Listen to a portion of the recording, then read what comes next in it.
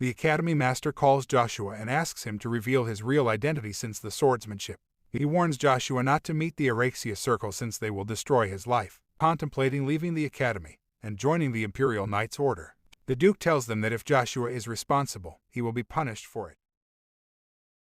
From the Count, since his son Joshua had committed actions that were disrespectful of the Sten family, the Count states that he doesn't forgive Joshua, and the Duke offers to first meet Joshua and then decide whether he'd want to forgive him or not. The Duke also states that he wouldn't have a problem with the Academy punishing Joshua for his actions or even expelling him if required. As we read further, Joshua is still lying on the ground, trying to process all that happened earlier. He realizes he has defeated Jack Steropes, which was something close to impossible. Joshua feels excruciating pain in his entire body, making it hard for him to stand. He hears Luja asking him to pull himself together. He feels that the growth ability of Bronto has started to work, as he feels a lot stronger and bigger. Luja also tells Joshua that his body will fully develop in 5 years. Joshua is curious as to who Luja really is and how it has the power to control both divine and demonic power within Joshua's body. Luja reminds Joshua of the contract they made the moment he returned to his past. Agers is standing in the hallway, and Amaru shows up. Amaru reminds Agers of the way Joshua revealed his identity just to save him.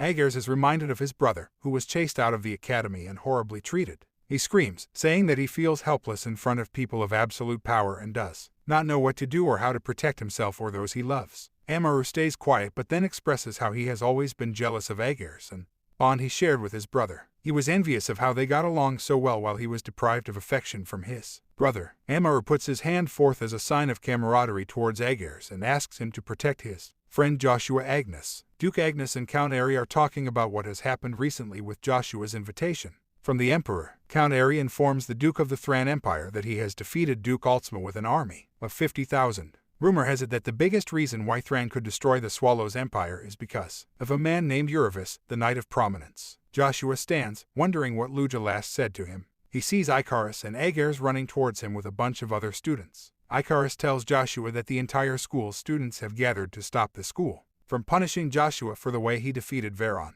Joshua has the entire school by his side, while the Erexia group only has a couple of people. Joshua is overwhelmed by the support he receives. In the academy meeting room, Professor Segardum convinces the headmaster to expel or punish Joshua, and in return, he may as well get key positions in the academy. One of the professors shows up completely nervous and out of words as he explains that the children of the school have gathered to support Joshua and to oppose the Erexia Circle. All the students have gathered to protest against Erexia and are shouting to disband the circle. Amaru asks the professor to clear the mess that has been created before Erexia gets disbanded. Professor Kane and Segardum are caught up in an aggressive argument where Kane believes that Erexia should be banned as it has caused great damage to the academy and its people. In the past, Joshua says he'll clean up all the filth in the academy before he leaves. Amaru smirks and warns Joshua of the consequences he'll face when he's chased out of the academy. He warns Joshua not to ruin his family's honor. Joshua doesn't care what anyone says, and he threatens to show each member of Erexia the results of their cruel actions. The headmaster tells Segardum that he no longer cares about his position and that he must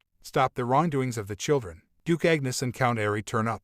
They had been listening to the conversation between the children and Joshua. Duke Agnes doesn't take their brawl seriously and states that fights among children should stay between them. He then asks Joshua to meet him. At the capital of the Swallow Empire, the Emperor asks about Altsma. He is told that Altsma has faced more psychological than physical harm. Duke Albert, the Imperial Knight Captain, says Alstem has brought disgrace to the Empire, as he couldn't defeat Thran with twice the huge force as the opponent.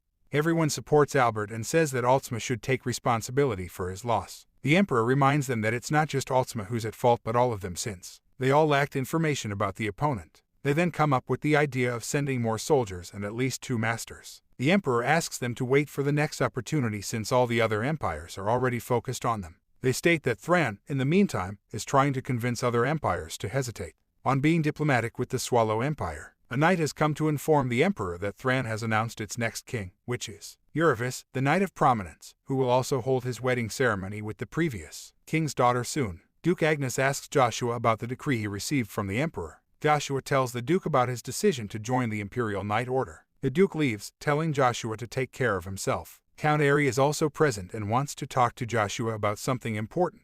As the Duke leaves, the Count asks Joshua if he still considers rapiers trash, and Joshua responds by saying he doesn't think they're trash but that they can't surpass spears. The Count is triggered by Joshua's statement and uses his negative energies to intimidate him, but Joshua withstands it and walks toward the Count, piercing through his spirit. As the Count explains, the Count is now aware of the 10-year-old Joshua's strength and mana levels. The Duke enters and tells them to stop with the arguments. He allows Joshua to join the Imperial Knight Order but initially raises him to the rank of 3rd Battalion. Joshua is confused but accepts what the Duke says. At the Agnes mansion, Vanessa is anxious and concerned as Babel has been called to the Imperial Palace. She curses Joshua for ruining her son's life. Chiffon says he'll go to Akardi, the capital, but is stopped by Vesa. She is concerned the Duke might find out and punish Chiffon. Chiffon says there's nothing to worry about and assures Vanessa that he's doing it all for her. There is clearly something more than the ordinary between Vanessa and Chiffon, as he holds her hand and kisses it.